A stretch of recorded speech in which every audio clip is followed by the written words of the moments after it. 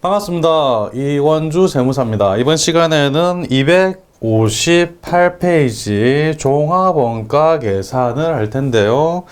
지난 시간에 우리는 정상원가 계산이라는 좀 어려운 파트를 지나왔습니다. 개별원가도 그리 쉽진 않았는데 정상원가 좀 복습할 때 힘드셨죠?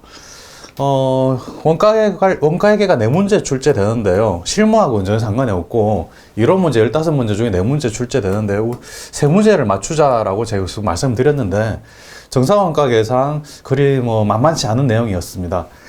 적응하는데 쉽지 않으신 분들은 그냥 쉬운 문제만 풀고 너무 어려운 문제는 스킵하셔도 되고요. 그런데 제가 열심히 하라고 지난 시간에 말씀드린 거는, 어려운 문제를 골라내는 것도 쉽지가 않아요. 그래서 한 번은 열심히 보셔야, 적어도 한 번은 열심히 보셔야 어려운 문제, 내가 스킵할 문제를 골라낼 수 있기 때문에 열심히 하라고 계속 말씀드렸고요. 원가관리 회계에서는 공부를 하다 보면 가장 어려운 게 사실 지난번에 했던 정상원가 계산이었어요. 이번 시간에 할 종합원가 계산은 처음 볼 때만 어렵고 조금 넘어가면 정상원가보다 쉽습니다. 포맷에만 적응하면 훨씬 쉬워져요. 그래서 처음에 포맷을 암기하는 게 관건이고, 포맷만 암기하고 나면 계산 문제가 좀 어렵게 꼬아서 나와도 다 풀 수 있습니다. 그러니까 종합원가에서 이번 시간 하는데 좀 처음 생소한 내용이 나오는데 어떡하지, 이해가 안 되는데, 이해는 다 되실 겁니다. 이해는 시켜드리는데 조금 어렵다 할지라도 도전해 보시기 바랍니다. 지금 전체적으로 원가 회계에서 하나를 포기하겠다, 그러면 지난 시간에 했던 정상원가를 포기하시는 거고요. 근데 포기하기는 좀 사실 아까워요. 처음에만 어려우니까. 두세 번 보다 보면 쉬워져요. 그러니까 4문제에서 3문제 맞춘다. 4문제는 다 맞출 수 있습니다. 재무회계 8문제 중 8문제를 다 맞추긴 힘들어요. 재무회계는 무조건 두 문제는, 한두 문제에서 2문제는 틀립니다. 하지만 원가회계에서는 4문제 다 맞추실 수 있습니다. 공부하신 분들은 좀 3-4번, 좀 열심히 공부하시는 분들은 안 틀려요. 그러니까 처음 볼 때만 어렵다는 거. 이 처음 볼 때만 지나고 2-3번 반복하다 보면 어느새 쉬워질 겁니다. 들어가겠습니다. 258쪽입니다. 258쪽 종합원가 계산 나옵니다. 종합원가 계산은 연속적이란 말, 동그라미, 연속적인 제조 공정을 통해 동일 종류의 제품을 대량 생산, 동그라미, 대량 생산, 동일 종류, 동그라미, 키워드입니다. 연속, 동일 종류, 대량 생산 하는 업종에 적용하기 적당한 원가 계산 방법이며, 주로 공정별의 동그라미, 공정별로 생산하는 업종에 유리하다. 종합원가 계산은 지지난 시간에 했던 개별원가 계산하고 비교해서 시험이 잘 나와요. 그래서 지지난 시간에 객관식 문제 풀 때 종합원가 계산이랑 비교하는 문제를 조금 보셨을 겁니다. 종합원가 계산을 보고 나서 역시 앞으로 돌아가서 세려 보시면 문제들이 훨씬 쉽게 느껴질 거예요. 회계는 다 그렇습니다. 재무회계든 원가회계든 앞부분과 뒷부분이 연결돼서 출제가 되는 경향이 있어요. 그래서 앞부분을 볼 때 이해 안 되는 게 뒷부분 다 보고 나서 보면 이해가 잘 되는 그런 게 많아서 계속 제가 반복해서 말씀드리죠. 반복해서 보라. 그런데 저 뒤에 보고 나서 다시 돌아오면 쉬워져 있을 거다. 지금 이해가 안 되면 다 끝까지 보고 나서 다시 돌아오는 이해가 되니까, 지금 당장 이해 안 된다고 실망하거나 좌절하지 말고 계속 반복해서 보시는 겁니다. 반복이 중요합니다. 그래서 종합원가 계산은 연속 대량 생산, 이게 키워드입니다. 연속 대량 생산. 이것만 알면 대량 생산이니까 종류는 똑같다. 동일 종류. 그리고 공정별로 나뉜다. 라는 게 연결이 돼서 머릿속에 떠오릅니다. 그러니까 종합원가 계산에서 키워드는 연속 대량 생산. 넘어갑니다. 평균법하고 선입선출법이 있어요. 종합원가 계산으로 뭔가를 계산할 때는 평균법으로 할 수 있고 선입선출법으로 할 수 있습니다. 이게 우리는 선입선출법이 무슨 말인지는 이미 알고 있습니다. 먼저 들어오는 게 먼저 나가는 거죠. 먼저 사온 걸 먼저 쓴다. 여기서는 제조를 하는 과정에 대해서 우리는 지금 공부를 하고 있기 때문에 선입선출법은 먼저 사온 원재료를 먼저 제품으로 만든다, 그렇게 생각하시면 될 것 같습니다. 먼저 아까 옛날에 사온 원재료를 제품 만드는데 먼저 쓴다, 그런 거죠. 일반적으로 그런 거죠. 평균법이라는 거는 과거에 사온 거든 최근에 사온 거든 모르겠다, 그냥 창고에 막지해 놓고 마음대로 갖다 쓴다, 이게 평균법이에요. 먼저 들어온 게 먼저 쓴다, 구분하지 않는 게 평균법입니다. 종합원가 계산에서는 쭉 읽어보면 5단계를 거쳐서 이거 평균법이라든지 선순출법이라든지 이런 걸 적용해서 계산을 해요. 5가지 단계를 거칩니다. 뭐 5가지 5단계라는 게 있다. 이런 게 중요한 건 아닙니다. 이게 중요합니다. 줄 것입니다. 기초 제공품의 취급 방법에 따라서 평균법과 선순출법으로 나뉜다. 기초 제공품의 동그라미. 기초 제공품을 어떻게 취급하는지에 따라서 평균법인지 선순출법인지 갈라진다는 겁니다. 이해는 됩니다. 평균법은 뭐 기초 제공품이든 언제 사온 거든 뭐 기초 제품이든 뭐 기초 뭐 원재료든 구분하지 않는다는 거죠. 그런데 선의선출법은 기초에 있던 거를 먼저 쓰는 게 선의선출법이다. 그래서 기초 제공품의 지급 방법에 따라서 이게 달라진다. 다른 말로 하면 기초 제공품이 만약에 없다면 평균법이든 선의선출법이든 똑같은 결과가 나옵니다. 왜? 기초 제공품의 지급 방법에 따라서만 이게 달라지기 때문에. 그렇죠. 이해되시죠? 기초 제공품이 없다면 두 개의 차이가 없습니다. 일단 들어가 보겠습니다. 표입니다. 258페이지 중간에 나온 표입니다. 이렇게 5가지 단계가 있습니다. 이거는 계산 문제를 만났을 때 계산 문제를 풀이하는 과정이에요. 일종의 요령입니다. 물량은 파악하고 완성부 완산량 계산하고 원가 발생액 요약하고 이런 쭉쭉쭉쭉 이런 일련의 과정들이 있는데 우리 전산회계 1급에서는 계산 문제로 나오면 1번과 2번까지만 아시면 돼요. 밑으로 내려가면 지나치게 좀 어려워지는 경향이 있어서 밑에 쭉 뭐 3번, 4번, 5번 이런 과정들은 전산 세무 2급 수준에서 그 출제가 되는데 그것도 자주 출제되는 것도 아니고 가끔 출제가 돼요. 그러면 뭐 틀려도 그렇게 크게 상관없는 그 정도로 출제가 됩니다. 그래서 우리는 여기까지만 1번과 2번까지만 제대로 익혀놓으면 이론이든 뭐 계산 문제는 익혀놓으면 뭐 합격하시는 데는 크게 지장이 없으세요. 첫 번째 물량의 흐름을 파악합니다. 말이 물량의 흐름 뭔가 거창해 보이는데 전혀 어렵지 않아요. 기초 재고가 얼마가 있었고 얼마를 매입했고 원재료를 말합니다. 기초 원재료 얼마 있었고 얼마를 또 원재료 매입했고 얼마를 사용했고 기말에 얼마가 남아있네 이것만 아시면 되세요. 이거죠. 우리 T자 많이 그려봤죠. 재료 제공품 이라면 기초 제공품이 있고 뭐 원재료 매입해가지고 지금 뭐 단기 총 제조 원가 뭐 이런 게 있었죠. 그 다음 단기 제품 제조 원가, 기말 제공품 이거 파악하는 게 물량의 흐름이에요. 다른 게 아닙니다. 전혀 어렵지 않아요. 해보시면 우리 이미 다 할 줄 아는 거예요. 평균법에서는 기초 제공품을 구분하지 않고 계산하는 거고 선의선출법은 완성량 중 기초 제공품에서 완성된 거를 구분한다 이 차이밖에 없어요. 이것도 우리 다 이미 보면 아 그거구나 다들 이해하십니다. 완성품 환산량이라는 처음 보는 단어가 나와요. 이 원재료나 제공품을 제품으로 완성했을 때 몇 개가 될까? 재료 100개를 이용해서 제품 10개를 생산하는 경우가 있을 수 있습니다. 이럴 때는 완성품 환산량이 이 100개에 대한 완성품 완산량은 10개다. 이런 식으로 표현을 해요. 완성품으로 완산하면 이 제공품이나 재료를 완성시킨다면 제품이 몇 개가 나올까? 이런 개념이 완성품 완산량이라는 개념이에요. 전혀 어려운 개념 아닙니다. 기말 제공품의 완성도만 반영해서 평균법을 계산하고 선의선출법은 기초 제공품을 고려해 준다는 게 차이예요. 왜? 선입선출이니까. 기초 제공품이 먼저 제품으로 바뀌었겠구나.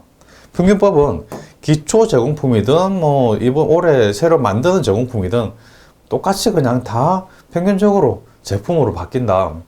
선의선출법이라고처럼 기초 제공품을 구분하지 않는다 그런 개념이에요. 지금 말로 보면 좀 어렵게 느낄지 모르지만 계산을 해보면 그리 어렵지 않다 그렇게 생각이 들 겁니다. 밑에 3번, 4번, 5번은 그냥 이런 5단계로 종합원가 계산이라는 걸 한다라는 걸 그냥 보여드리기 위해서 써놓은 겁니다. 그냥 안 보셔도 크게 상관없어요. 밑에 당구장 표시입니다. 뭐 전산회계 1급에는 주로 1번하고 2번, 다음까지 출제된다는 거 적어놨고요. 평균법은 이미 설명드린 겁니다. 평균법은 모든 원가가 단기에 투입된다고 가정하는 거고, 선의선출법은 기초 제공품이 먼저 완성된 후에 그 다음에 단기에 착수한 물량이 나중에 완성된다고. 당연한 이야기죠. 선입선출이니까 먼저 수입된 게 먼저 완성된다 그런 이야기고요. 그 다음에 세 번째 당구장 표시는 앞에 한번 설명드린 내용입니다. 평균법과 선입선출법은 기초 제공품의 지급 방법에 따른 구분. 기초 제공품 지급 방법에 따른 구분은 그 다음에 중요합니다. 주가 두시기 바랍니다. 기초제공품이 없는 경우에는 평균법과 사전선출법의 계산 결과가 동일하다. 중요한 문장입니다. 시험에 잘 나와요. 기초제공품만 가지고 구분하는 거라는 거.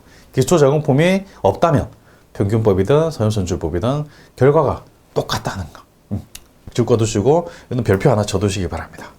기초제공품만 가지고 구분하는 거기 때문에 기초제공품이 없다면 결과가 동일하다. 넘어갑니다. 공손이라는 개념도 나오죠. 259페이지입니다. 공손. 공손이라는 뭐 어려운 말이 있는데 그냥 제조 공정 중에 나타나는 뭔가 좀 불량품 그런 거라고 생각하시면 됩니다. 공손. 공손이란 불량품을 말하는데 불량품이라고 하면 되지. 굳이 뭐 공손이라는 어려운 말을 쓰나. 뭐 그 예전에 굉장히 유명하셨던 교수님들이 이런 말을 쓰신 것 같아요. 누구신지 모르지만 어쨌든 굉장히 어려운 한자를 써서 공손 이렇게 뭐 있어 보이는, 별로 있어 보이지 않죠. 어쨌든 뭐 그분들이 보기에는 있어 보이는 말을 정했나 봐요. 그분들이 정하다 보니 우리 후손들은 계속 쓰는 거죠.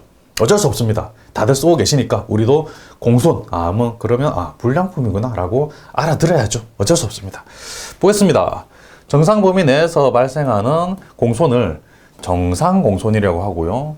정상 범위를 초과하는 것은 비정상 공손이라고 해요. 그러니까 정상 공손이라는 거는 뭐 아무리 열심히 노력해도 한 100개 만들면은 한두 개 정도는 불량품이 나오기 마련이에요. 아무리 전산화되고 자동화된 그런 공정을 거친다 해도 뭐 재수 없으면 불량품이 한두 개 정도는 나올 수 있어요. 그 정도는 정상이다. 인정해주겠다. 그런 이야기예요. 그런데 이 범위를 벗어나는 게 있어요. 이 비정상 공손이라는 거는 기계 오작동이라든지 뭐 또는 직원들이 실수했다든지 그래서 정상적으로 나오는 불량의 범위를 벗어나서 좀 너무 지나치게 많이 나오는 거, 그런 거는 비정상 공손이라고 하는 거죠. 정상 공손은 아주 정상적인 거기 때문에 인정해준다. 원가로 분류하자. 이거는 뭐 공정 만드는 중간중간에 나타날 수 있다. 그런데 그래서 완성품이나 기말 제공품에 이런 원가를 배분해 줍니다. 불량품도 완성품을 만드는 비용의 일종이다. 그런 거죠. 그런데 비정상 공손은 영업의 비용으로 처리한다는 거 중요합니다. 정상 공손은 완성품이나 기말 제공품에 배분해 주고, 정상 공손은 원가로 보니까 배분해 주고, 비정상 공손은 영업의 비용이다. 영업의 비용, 영업하고는 상관없이 그냥 실수 같은 걸로 나타난 그런 비용이다 해서 영업의 비용이다. 좀 잘 봐두시기 바랍니다. 밑에 그림도 있으니까 그림 한 번 더 보실 겁니다. 그리고 밑에 뭐 이런 어려운 말들이 나오는데 그림을 보면서 또 설명드리겠습니다. 여기까지 줄 쳐두시고요.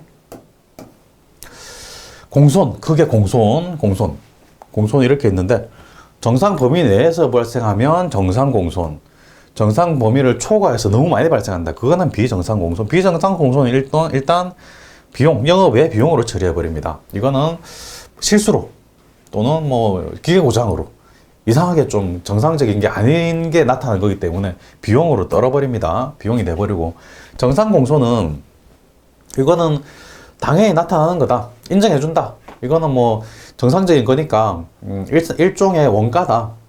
제품을 만들기 위한 원가다. 피할 수 없는 거다 라고 인정해 주는 거죠. 근데 이게 좀 어려운 말이 나옵니다. 기말 제공품의 작업 진행률이 검사 시점을 통과한 후라면, 검사 시점이 말이 나오는데 정상 공손과 비정상 공손을 구분하는 기준은 검사를 거쳐야 됩니다. 일종의 내부적인 검사를 거쳐서 검사 기준에서 탈락하면 공손이 되는 거예요. 공손이 되는데 검사 시점을 통과한 후 기말 제공품이 작업 진행률, 기말 제공품이 이제 제품으로 변하는 과정인데 한 70% 완성됐다 또는 80% 완성됐다, 그런 작업 진행률이에요. 그런 진행률이 검사 시점, 이 검사 시점을 통과한 후라면 완성품과 기말 제공품에도 이 공손 원가를 배분을 해줍니다. 원가, 공손에 대한 원가를 완성품과 기말 제공품에도 배분해 준다는 거죠. 그런데 기말 제공품의 작업 진행률이 검사 시점을 통과하기 전이라면, 검사 시점이 아직 안 됐다, 그럼 검사를 받지 않은 거죠. 그럼 기말 제공품이 공손인지 아닌지 몰라요. 검사를 해야 아는 거니까. 검사 전이다. 그렇다면 기말 제공품은 이게 공손인지 아닌지 모르니까 어쩔 수 없다. 완성품에만 배분하자. 이렇게 되는 거죠. 처음 보시면 이해가 안 될 수 있는데 이해되시죠? 이해되시는 분들 많을 겁니다. 그러니까 검사 시점이 중요하다는 거.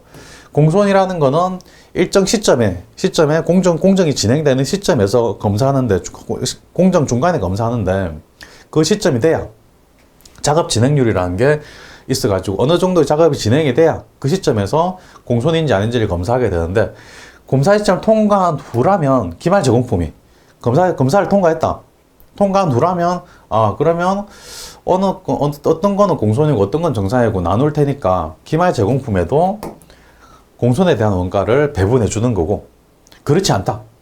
검사 시점을 통과하기 전이다. 이렇게 공정이 진행되는데 80% 시점에서 검사한다 라고 가정하는데, 기말 제공품이 70%밖에 진행이 안 됐다. 제공품이. 그렇다면 검사 시점이 안 됐네. 그렇다면 기말 제공품에는 공소인이라는 개념이 들어가지는 못하겠구나. 그러면 기말 제공품에는 배분하지 않고 완성품에만 공소인 원가를 배분하자. 만약에 검사 시점 통과한 90% 정도 진행이 됐다.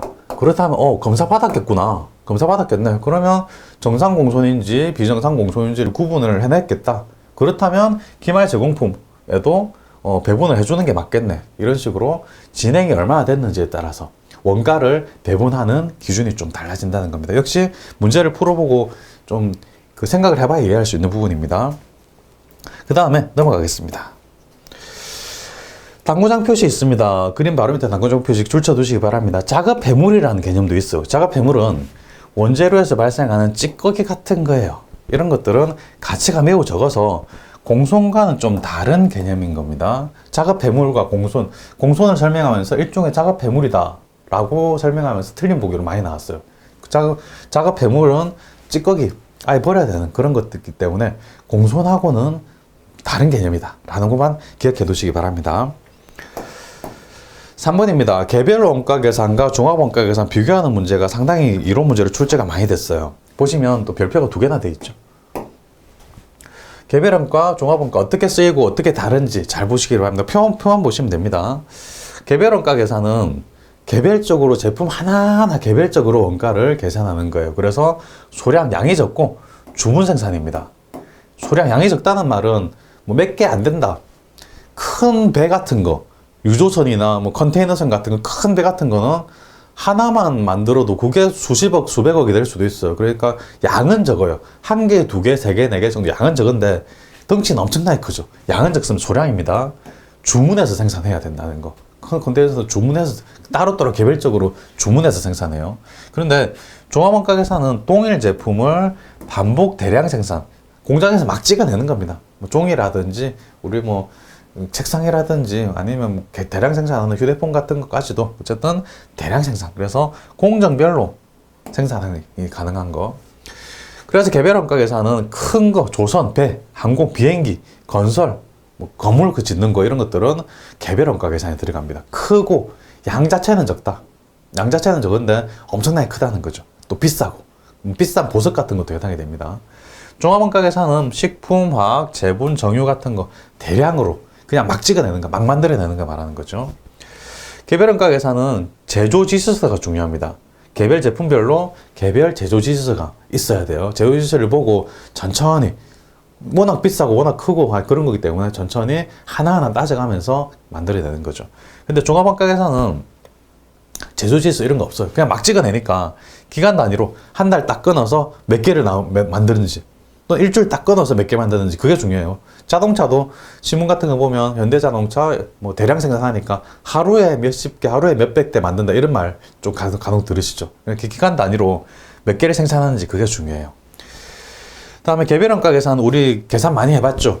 직접비와 간접비로 구분을 했어요. 직접 재료비, 직접 농업비, 제조 간접비 이런 식으로 직접비, 간접비 이렇게 구분했죠. 그리고 제조 간접비를 배분해 주는 과정을 우리 많이 했습니다. 다음에 종합원가 계산은 우리 계산해 볼 텐데 직접비, 간접비 기준이 아니고 재료비와 가공비로 구분해요. 재료비가 워낙 비중이 크기 때문에 그렇고 가공비도 기계, 로봇 같은 걸로 해가지고 그런 거 보신 적 있을 거예요. 자동차 만들 때는 사람이 직접 용접하지 않고 로봇 팔이 이렇게 나와가지고 칙칙칙칙 이렇게 자동으로 뭐 용접도 하고 페인트 칠도 자동으로 되고 그런 거 가끔 뉴스에 나오는데 보니까 재료가 중요하고 그 다음에 가공비, 사람이 직접 손으로 가공하는 것도 가공비고 그 다음에 뭐 기계가 이렇게 찍어내는 것도 뭐 감가상각비 같은 거 드니까 그것도 일종의 가공비예요. 그래서 재료비와 가공비가 중요하다라는 거. 그 다음에 개별 원가 계산 장점은 정확한 원가 계산이 가능하고 손익 계산도 가능해요. 그리고 효율적으로 통제도 가능한데 이게 워낙에 고가이기 때문에 그렇습니다. 개별적으로 하나하나 관리가 들어가기 때문에 이게 효율적이란 말이 들어가는 거예요. 정확한 원가 계산도 가능하고. 근데 종합 원가 계산은 쉽고 단순한 반면에 원가의 공정별 책임 중심점이 명확하다. 공정별로 나눠져 있기 때문에 그렇습니다.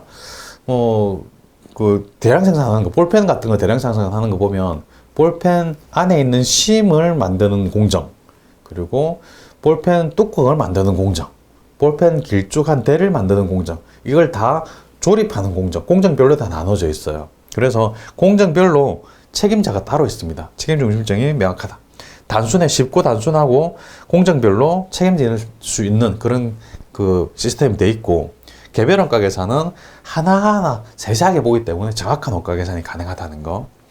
단점은 너무 복잡해요. 하나하나 개별적으로 보기 때문에 너무 복잡하다 보니 비용도 크죠. 종합원가 계산은 개별적으로 원가 집계가 거의 안 돼요. 대량 생산하니까 볼펜을 하루에 10만 개를 생산하는데 10만 개 중에 하나만 가지고 뭘 관리하고 그러지는 않습니다. 그러기엔 너무 그 가격도 작고 너무 작고 뭐 싸기도 하고 너무 비효율적이에요. 그래서 개별적으로 관리할 수 없다는 거. 이게 서로의 단점이 장점이 되고 이런 건데 어쨌든 하나만 구분하시면 전체가 다 구분이 돼요. 개별 원가 계산은 소량 주문 생산 이 개념만 가지고 구분할 수 있습니다. 종합 원가 계산은 반복 대량 생산 그만 가지고 쭉 자주 읽다 보면 그래서 그렇구나 라고 구분할 수 있어요. 그리고 한 가지 헷갈리시는 게 개별 원가 계산은 직접비 간접비, 종합 원가 계산은 재료비 가공비. 이거는 처음부터 암기하시면 조금 헷갈리세요. 계산 문제를 많이 풀다 보면 종합 원가 계산할 때는 재료비 가공비로 나누어서 계산을 했구나. 개별 원가 할 때는 직접 재료비, 직접 노무비, 제조 간접비, 직접비, 간접비 이렇게 구분했구나 라는 감이 생겨요. 지금도 직접비, 간접비는 감이 생기죠. 직접비는 추적 가능, 간접비는 추적 불가능. 아시죠? 그러니까 자주 보다 보면 개별 원가, 종합 원가 계산은 몸에 빼요. 자주 계산 문제를 풀다 보면. 그래서 나중 되면 좀 실력이 쌓이다 보면 저절로 구분이 되는데 지금은 이거 전체적으로 보고 소량 주문, 대량, 반복 이 차이를 가지고 하나하나 이해를 해 나가시기 바랍니다. 다음 페이지에 문제를 한번 풀어보겠습니다. 연습 문제. 가장 기본이 되는 문제예요. 260페이지 한 페이지 가득 있으니까 설명도 제가 많이 적었습니다. 가득 있으니까 이게 좀 복잡해 보이긴 하는데 가장 기본이 되는 문제고 여러 번 풀다 보면 뭐 어렵지 않네 라는 생각 드십니다. 보겠습니다. 일단 보겠습니다.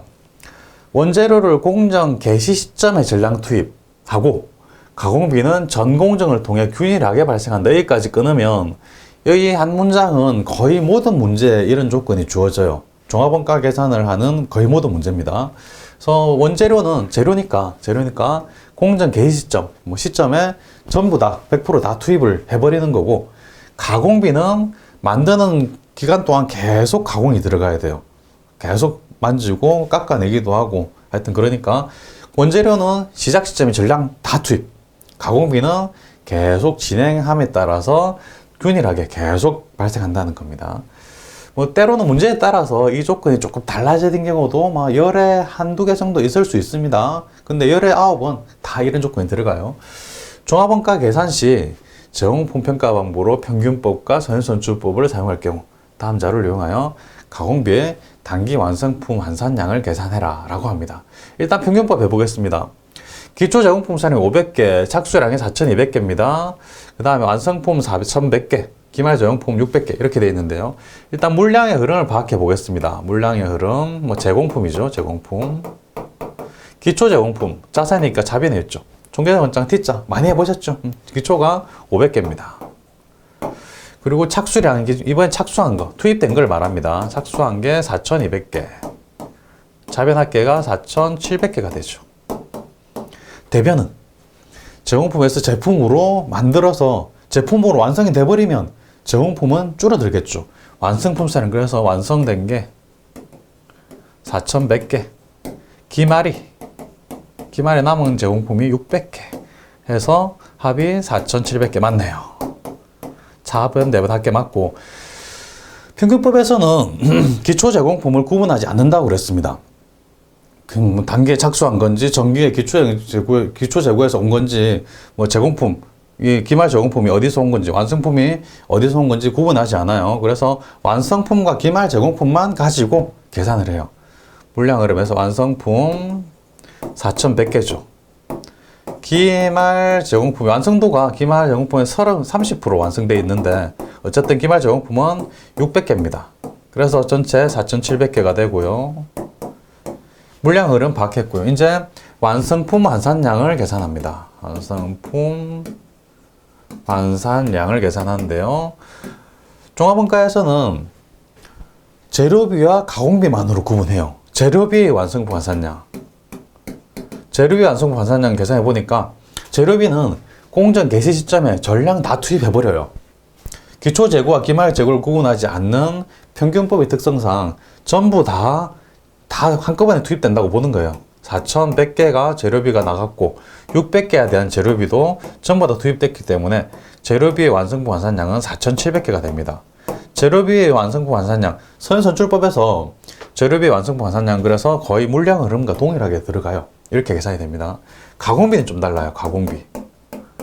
가공비의 완성품 환산량은 역시 4,100개는 똑같습니다. 뭐 전량 다 완성이 돼버렸으니까. 그런데 기말 제공품의 가공비 완성품 환산량은 달라요. 30%까지만 계산해 줍니다. 왜? 30%만 작업이 진행이 됐으니까. 70%는 나중에 진행되면서 차차 발생할 거예요. 그래서 600개 곱하기 30%입니다. 600개 곱하기 30%, 0.3이죠. 600 곱하기 0.3하면 3, 6, 18, 180. 그래서 가공비의 완성품 환산량, 평균법에서 180이 돼버립니다. 600개 곱하기 30%, 3, 6, 18. 합해주면 4,280개가 완성품 완성이 된다는 겁니다. 이 포맷만 적응하시면 전혀 푸는데 어렵지 않아요. 포맷에 그대로 넣으시기 바랍니다. 처음에 물량 흐름을 이렇게 파악하고, 그 다음에 완성품 완산량인데 재료비, 가공비. 재료비는 똑같이 옵니다. 평균법에서는 그렇습니다. 똑같이 와서 똑같고, 가공비는 완성품은 100% 다 완성된 거니까 가공이 100% 다 됐으니까 똑같이 오고, 기말 제공품에서 진행률만큼만 온다는 것. 그래서 600개 30% 진행이 됐으니까 3, 6, 18, 180개가 와서 합하면 4,280개 된다는 거. 역시 처음 보시기 때문에 어리둥절 하실 수 있는데 이 포맷을 여러 번 연습장에 써서 암기하신다면 푸는데 전혀 문제가 없습니다. 이게 선입선출법이었고요. 그러면 죄송합니다. 이게 평균법이었고요. 선입선출로 한번 해보겠습니다. 선입선출. 선입선출은 단기에 완성된 완성품이 기초 제공품에서 먼저 완성됐다고 봅니다. 단기 착수량이 4,200개고 완성품 수량이 4,100개인데 이 4,100개 중에는 기초 제공품으로부터 완성된 게 500개, 먼저 완성돼야 되니까 500개인데 완성도가 40%, 기초의 40%예요. 기초의 40%이기 때문에 잘 들으시기 바랍니다. 기초의 40%이기 때문에 단기에 완성시키려면 추가로 60%가 진행이 돼야 해요. 왜? 40%는 전기에 진행이 돼 있던 거죠. 기초 제공품 수량의 완성도가 40%니까. 그래서 기초에 딱 보니까, 올해 초에 보니까, 또는 이번 달 초에 딱 보니까 40%나 완성이 됐구나. 나머지 60%는 내가 이번에 완성해야 되겠네. 그래서 완성된 제품, 완성품 수량, 여기서 기초 제공품에서 넘어온 거, 전기에 넘어온 거는 500개인데 이 중에 40%는 완성이 됐구나. 그렇다면 이번 기회에 진행이 된 거는 60%가 진행이 됐다는 이야기죠. 이해되시죠? 오케이, 좋습니다. 그래서 이거 잘 봐두셔야 됩니다. 기초 제공품 수량의 완성도가 40%다. 그러면 나머지 60%는 이번 기회에 진행이 됐겠네. 60%를 고려해 줘야 된다는 겁니다. 가공비, 완성품 완산량 계산할 때. 그리고 단기에 투입해서 단기에 완성된 거로 따지면 완성품 수량이 4,100개인데 전기 2월 된 게 기초 제공품이 500개다. 나머지 4,100개 빼기 500개 하면 360개. 3,600개. 3,600개는 이번에 투입돼서 이번에 완성된 거라고 할 수 있겠죠. 전체 완성된 게 4,100개인데 기초 제공품으로 넘어온 게 500개. 나머지는 3,600개니까 3,600개는 이번에 투입해서 이번에 완성된 거다. 기말 제공품은 600개. 기말. 이 600개는 올해 완성도가 30% 진행이 됐는데 그 30% 그대로 써줍니다. 이번 기회에 30% 진행이 됐으니까. 기초 제공품은 전기에 40% 진행돼서 넘어왔으니까 이번 기회는 60% 나머지 60%만 진행이 되겠네 라고 판단하는 거고요. 기말 제공품 30%는 이거는 이번 기회에 뭐 30% 진행이 된 거네. 나머지 70%는 내년에 다음 기회에 진행이 되겠구나. 올해 진행된 것만 이렇게 뽑아서 계산해 주는 겁니다. 그래서 이거 정리하면 이렇습니다. 완성품 중에 기초부터 넘어온 거, 기초 제공품이 500개. 500개는 40%가 진행이 돼서 넘어왔기 때문에 올해는 60%만 진행이 되면 되는구나. 그 다음에 완성품 중에 단기에 투입돼서 단기에 완성된 거. 그걸 계산해 보니까 4,100개 중에 500개를 빼줘야 되겠죠. 3,600개구나. 그래서 완성품 중에 단기에 투입된 거, 돼서 단기에 완성된 거는 3,600개. 그 다음에 기말 제공품. 기말 제공품은 600개네. 이 600개는 30%만 이번 기회에 진행이 됐구나. 그래서 다 합하면 몇 개인가요? 4,700개. 4,700개. 전체 숫자 맞습니다. 왜? T자 아까 그려봤죠? 전체를 그려보면 제공품 기초 600개 착수 4,200개죠. 4,200개 합하면 4,700개 그 중에 완성된 게 4,100개 기말 제공품이 600개 다 합하니까 4,700개 이렇게 해서 전체 수량 4,700개 맞습니다. 물량 흐름을 파악했고요. 그 다음에 완성품 환산량. 완성품 환산 중에 처음에 역시 재료비 가공비입니다. 재료비 가공비. 재료비는 여기서 이제 조건이 또 적용돼야 됩니다. 원재료는 공정 개시 시점, 시작 시점에서 전량 투입된다. 그렇다면 기초 제공품 넘어온 거, 기초는 이번 기회에 재료비가 투입된 게 아니에요. 전기에 투입된 거. 왜? 전기에 시작했으니까. 그래서 이번 기회는 기초 제공품에 대한 재료비가 하나 더 들지 않습니다. 전기에 다 투입됐으니까. 올해는 투입이 전혀 안 된 거죠. 그리고 단기 투입, 단기 완성. 이거는 전체가 다 재료비가 다 투입된 거고. 기말 제공품 600개. 완성도가 30%밖에 안 되지만 이번 기회에 시작했으니까. 시작한 시점에 전량 다 투입. 그래서 600개가 전량 다 투입된 겁니다. 다 합하면 4,200개. 그렇죠? 가공비는 전공정을 통해 균일하게 발생한다. 그러니까 기초 제공품 전기의 40%가 완성이 됐었고 올해는 60%가 진행이 되니까 올해는 가공비는 60%만 투입이 되는구나. 500에 60%니까 5, 6, 30, 300. 300개 투입된 거구나. 단기 투입, 단기 완성은 올해 투입돼서 올해 완성, 올해 100% 다 투입된 거예요. 3,600 전체 다고. 그 다음에 기말 제공품 600. 600은 30%만 진행이 됐다. 3, 6, 18, 180. 이렇게 계산해보면 다 더하면 됩니다. 300 더하기 3,600 더하기 180 하면 4080. 이렇게 계산되는 거죠. 평균법에 비해서는 좀 어렵긴 한데 하나하나 잘라서 기초 제공품이니까 전기에 다 투입됐겠네. 이번 기회는 60%밖에 진행이 안 됐네. 그럼 60%만 해주자. 기말 제공품은 30% 진행이 됐으니까 30%, 3, 6, 18, 180이겠구나. 이런 식으로 하나하나 쪼개서 생각해 보시면 이해가 다 되십니다. 그래서 여기에서는 가공비 단기 완성품 완산량을 계산하라고 했으니까 선의선출법을 이용해서 단기 가공비의 완성품 완산량을 계산하면 4080, 4080개다 라고 계산을 해내면 됩니다. 이런 이야기가 260페이지 한 페이지 가득 설명을 해서 좀 설명을 많이 적어 놓은 거예요. 천천히 보시기 바랍니다. 이것만 풀 수 있으면 뒤에 나오는 문제 중에 계산 문제는 다 풀립니다. 오케이. 여기까지 하고 조금만 쉬었다가 객관식 문제 보겠습니다. 수고하셨습니다.